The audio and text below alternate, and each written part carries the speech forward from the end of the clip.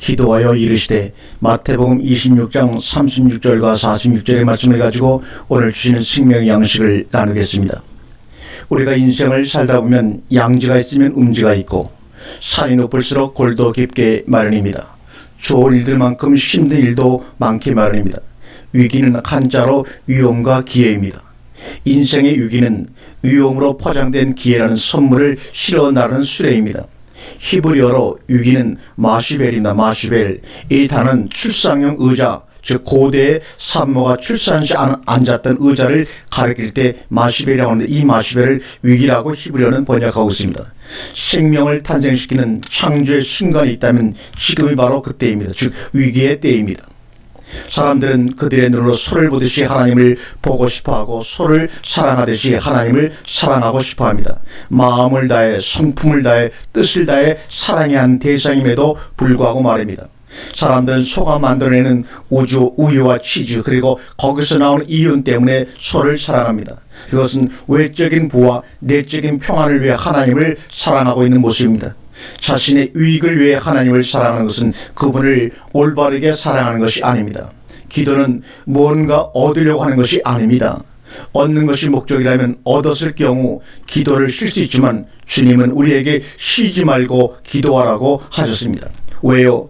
내일 기도는 내려놓아야 할 것, 포기할 것을 위해서 하는 것입니다. 내 힘으로, 내 능으로 내려놓지 못하고 포기할 수 없기에 주님과의 관계 속에서 이 모든 것들을 내려놓기 위해서 기도를 하는 것입니다. 그러므로 쉬지 않고 기도해야 합니다. 그래야 영혼이 살아날 수가 있습니다. 그래야 영혼이 편안해집니다. 그래야 영혼의 기쁨이 있습니다. 마지막 날에 또한 상급이 있는 것입니다. 기도는 보이는 것을 내려놓고 보이지 않는 것을 얻기 위한 기나긴 과정입니다. 인간의 죄된 본성을 하는 하나님의 기다림이요, 하나님의 은혜요, 하나님의 축복이요, 하나님의 구원의 선물입니다. 구원과 축복은 동전의 양면입니다. 그래서 기도를 우리가 영혼의 호흡이라고 하지 않습니까? 영혼의 무거운 짐을 배설하는 것입니다. 그리고 영혼에 필요한 산소를 들이키는 것입니다. 육신의 건강도 호흡이 바로 서야 합니다. 즉 들숨과 날숨의 균형이 맞아야 우리의 몸도 건강을 유지할 수가 있는 것처럼 말입니다. 식물은 인간보다 낫습니다. 활동 시간이 긴 낮에는 인간을 위해 산소를 배출해주고 우리 인간들이 잠든 밤에는 이산화탄소를 배출해주는 아름다운 호흡을 하는 것이 바로 식물입니다. 넌 매일 밑 빠진 독에 물 붓는 일만 하니 이런 얘기가 있습니다.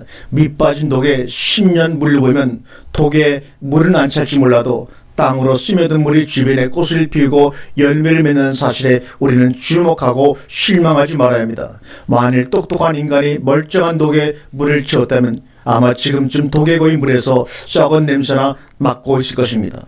지금 당장은 어쩌면 내 당대에는 눈에 보이지 않지만 언젠가는 밑 빠진 독에서 흘러나온 물을 먹고 자란 나무들이 시원한 그늘과 열매를 만들어 낼 것입니다. 거기까지 바라보는 눈들이 우리에게 열려야 합니다.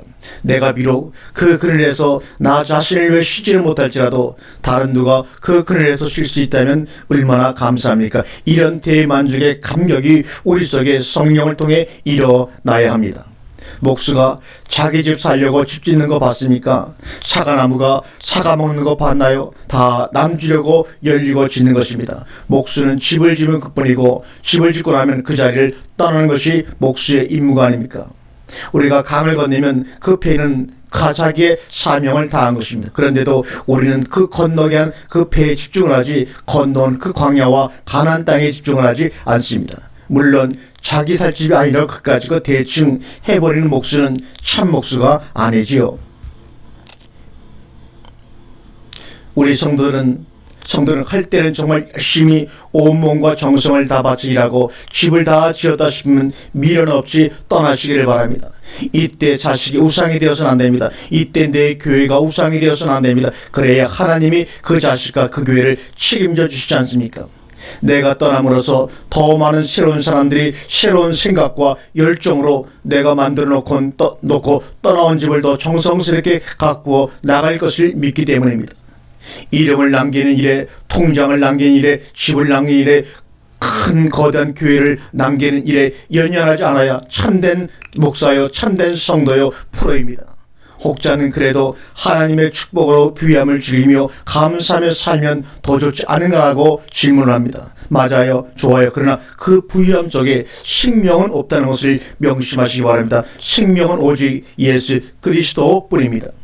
그러니까 달리 말하면 밑 빠진 독에 물 붓기는 참 목수의 길, 목수이신 예수 그리스도의 제자인 우리가 따라가야 할 길입니다. 이것이 진리고 진리는 바로 우리에게 자유함을 준다는 사실을 주님께서 여러분 마음속에 깨달음을 주시기를 간절히 바랍니다. 아멘.